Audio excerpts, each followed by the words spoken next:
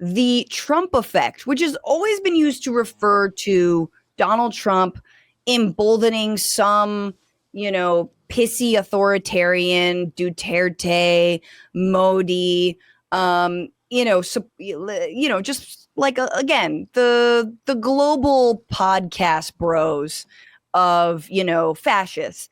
But now people are using the Trump effect to say, nah, everything you touch turns to dust, and elections are not going the way of the strongman, the anti-woke, the fake news bullies, the ethno-nationalists. Now, actually, people are like, no, we like the liberal democracy. Remember that? And specifically in other English-speaking, former English colony here, but in the Commonwealth of the Commonwealth of the United Kingdom. And that is in Australia, where for the first time in 20 years, which is insane, a prime minister was reelected. Yeah.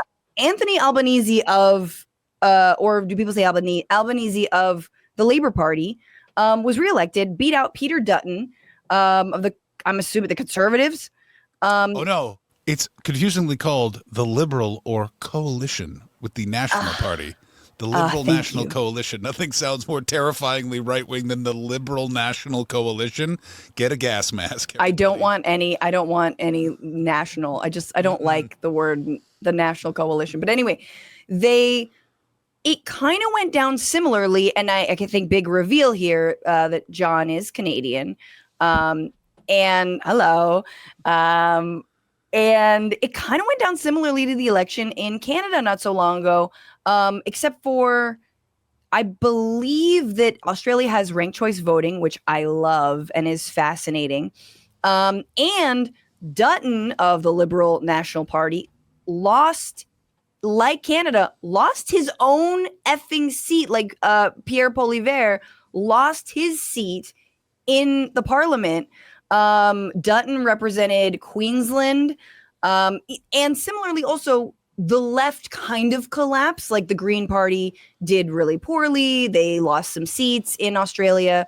But it's kind of amazing that this is happening sort of writ large, because Australia was drifting right for a while. Yeah. What I find the most fascinating, especially if you compare the Canadian election and the Australian election, when you look at it from the perspective of the collapse of the left, is in Canada, it's terrifying. The left migrated to the Conservative Party, which basically says in Canada, those weren't necessarily politically active people. They were people that associated with the Outsider Party. Yeah. And the right wing in Canada now has the outsider image, which is horrific. While in Australia, what you have is you had basically a wipeout of old school right wing politics in Australia. Peter Dutton was the last vestige of sort of the Bush era right wing in that country. The thing that they're not talking about is he was so unpopular as a guy going into this election. The last two prime ministers who got thrown out, like one of them got thrown out because he was ordering the Navy to shoot at migrants in boats, had a higher popularity rating than Peter Dutton had going into this election. But the party had a larger poll, and basically everyone just went, nah, and booted him out. And what's nice is, unlike in the UK or Canada where everyone's feeling is like, I guess we'll go with this stuffed shirt for a bit. Everyone's like, this is our guy.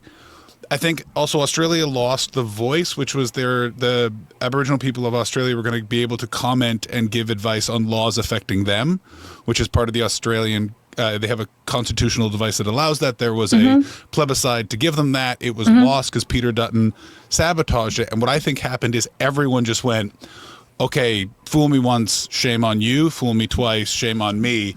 And they just went, we are giving this a decisive Labour victory, and then we're going to make a decision in 4 years as to the direction of Australia. I'm so glad I had you on. Did you live there for a time, or you've just toured? Toured, and you spend 3-4 months in a place. Smoked a lot of weed with comics. I smoked a lot of weed with comics and then started picking up newspapers. It's just one of those things where some people like baseball and I like politics. And nothing gets more exciting than Australian politics, because up until the last guy, they could just vote to toss the guy out. So it's literally like, you know what? Jaywalking should be legal. We're getting a new prime minister, and it's just a new guy. Yeah. Or woman. Or a woman, very much, of course, Julia Gillard. Oh, betrayed. There was a famous, the first female prime minister was like righteously betrayed by this nerdy guy. And there's certain people in Australia that, you know how some people have never gotten over what happened to Bernie Sanders in 2016 or what happened to Bernie Sanders in 2020. And literally it just sort of like, yeah, it's that same vibe. I see. The thing is, I really, I love all of these developments because there's nothing clearer than the United States losing their exceptionalism, their hegemony, their influence than Australia and Canada, which are, I don't want to overstate the similarities, but they're sort of similar, and we're all three are definitely allies, one of the closest allies of the United States militarily. And Trump hasn't said, and this is very interesting, he hasn't said that much about Australia, because everyone's kind of looking like, because Canada, and please take it from here, but it's very clear that people were like, all right, we don't want dude who's going to be cozier with Trump than guy who's like, nah, Canada's not for sale. What are you talking about? All this noise. And I'm not speaking like Trump, but Australia didn't have Trump sort of being like, oh, it'd be a shame if something happened to all those koalas. Like there's not, there was no threat really. And it still went this way, which shows that it actually isn't just about the outward, aggression, not to overstate the Trump effect, but the Trump effect isn't just about the outward aggression to Canada. No, and I think also the difference between how Trump is speaking about the Canadian election and the Australian election, I think also comes down to the fact that Trump's influence is now divided. There was a period of time about a month ago where he was riding high. The tariffs hadn't taken effect. He wasn't looking at taking a third out of the import economy of the country he's supposed to be the leader of. You can lie all you want. That's going to start making people angry. And I think what has happened is, I think he thought maybe if I can sway the Canadian election, I'm going to get a free trade tariff agreement, something like that. And now they're just in full tilt spiral damage control. Also, how do I say this? I don't think Trump understands how trade works, so I don't think he understands why Australia would be an important ally. No. I don't think that gets restated, which is like when everyone was like, does he understand what he's doing with the tariffs? And it's like, no, it's the same think tank guys who are running the British Conservative Party have gotten a new gig in Washington. We just go look what they did in the UK. It's going to be that, but with like a hot dog. What do you think about, Mark Carney, by the way, was visiting Donald Trump, and I want to play that clip in a moment. But I'm curious about, what this means, as we talked about the Canadian election and how it, was bad for the Greens, or bad for the NDP. Does trying to beat the U.S. look more like becoming like a duopoly or like the United States? Obviously, both are different political systems, even voting systems. I would argue more democratic. I think a parliamentary system is far more democratic. But like, does it mean that the Labour Party in Australia or that, the Liberal Party in Canada change, like evolve? Or does it mean that they're like, no, we're just entrenched in our centrism? I think it's such a great question. I think the Labour Party showed that they were able, in a better way than Mark Carney's Liberals, that they are trying to thread the needle of both being a party of the extreme center, to use that term from before, with sort of indicating they're going a bit more left wing than, say, Mark Carney's Liberal Party is literally just going, remember Barack Obama? I'm that, but I'm a banker. And like, yeah. Well, I mean, in part, like I've been saying this, God, I can't believe we're mentioning Obama multiple times, but I've been saying, with the Democrats so rudderless, and you got Alyssa Slotkin, who's out here going like, we need to not be woke and weak, and like, what's our vision and what's our identity? It's like you literally had the most popular president, politician of the country, possibly like the world, but like Obama still somehow is incredibly popular because he was like, yeah, it's a multiracial democracy where our best days are ahead of us. And end of story. Super neoliberal, needs more working class. It's like, do that, but with Bernie. Okay, you take Bernie, you take Barack, and you put them together, you dumb assholes. It's right in front of you. And so that's why I'm like, in terms of talking about Barack Obama, it's like, it wasn't all bad. It wasn't all neoliberal. It was also like, as we have a literal white nationalist at the helm, it was about like, what is our multiracial, multi-ethnic, multi-religious vision that actually is what the founding fathers talked about in, when they weren't doing all the slave stuff. Here is Mark Carney, though. Let's just go to it, dude, before, unless you mean to jump in, but I don't want to take us too off. Oh, no. All I was going to say is I totally agree with you. It's just the problem is that Barack Obama is the greatest lesson of you need to have experience as the president, because Barack Obama 2008 rules, and by 2009 he got smoked by Mitch McConnell and those Republicans, and he was scared for 7 years. And he got smoked by the same status quo folks who surrounded him and dark money and the overturning of Citizens United.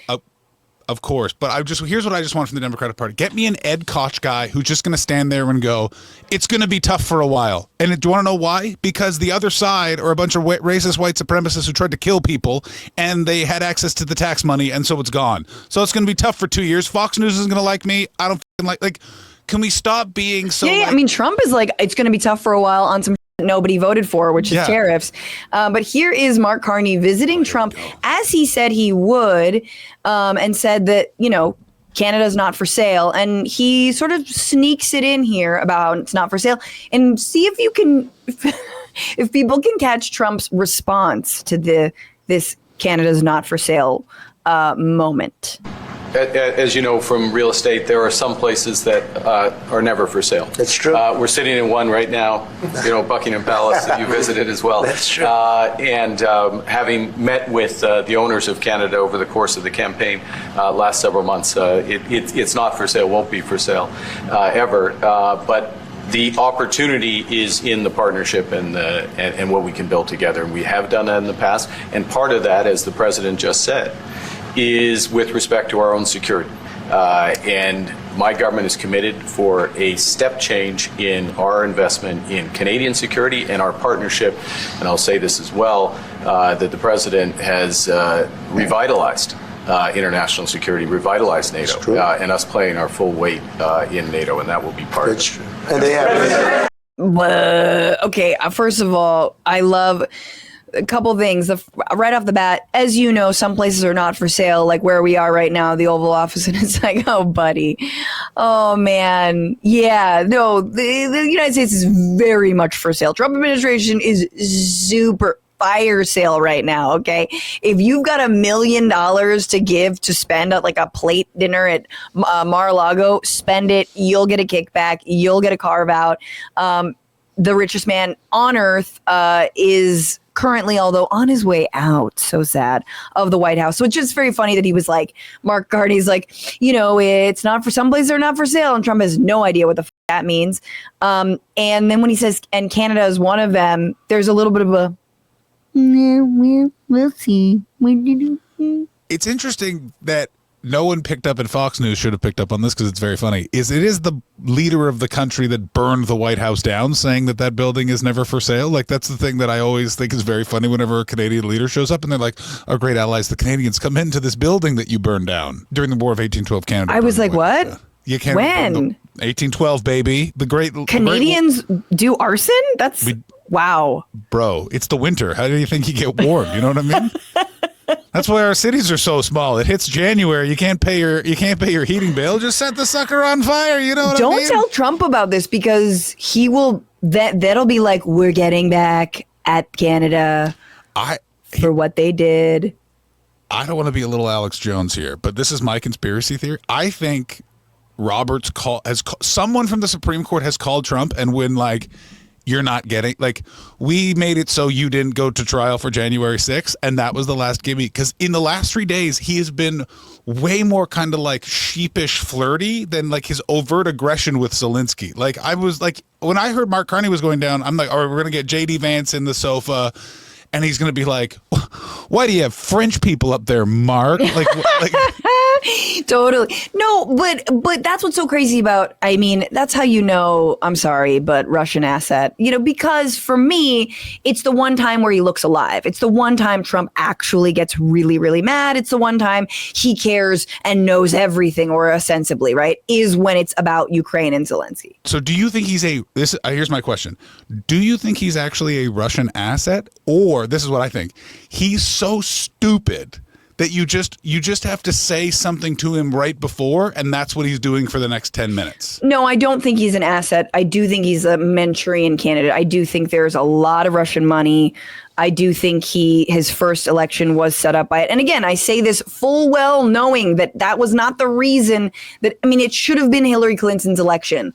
But that does not change the amount of Russian money that has and does. And the only party platform point that they changed for the Republican Party was, if Ukraine is invaded, we will not help Ukraine. That's what under a neoconservative Republican Party under Trump, that's what they decided to do, which is wild. And you hear, Carney's like, oh, we're very excited that you're going to, support NATO. But no, bitch, no, he's not. No, he's not. Well, This is real inside baseball of Canadian politics. The reason why I had to say that is Justin Trudeau just flat out did not meet the Canadian NATO military spending obligation. Now, I'm not for military spending, but it's one of those things where Trump has them on that one little detail. Right. So what I think he's doing is like, I'm going to be different. I'm going to give you some of that money. But it's like, I don't know where the Canadian government thinks he's going to get that money. Like, everyone's like, they've been talking about this for a while, but it's like the reason why Justin Trudeau didn't meet that obligation is in the same way where it's like, why didn't you pay your rent? Well, I don't have money for the rent. Well, can you get me the money? Well, no, that's why we don't have the money for the rent. What's going on, Frantifa? If you haven't already, subscribe to this channel right now. Hit that button. And also, you can become a patron and support the show every single week. Get access to bonus episodes and exclusive merchandise. Patreon.com/Bitchuation Room. Do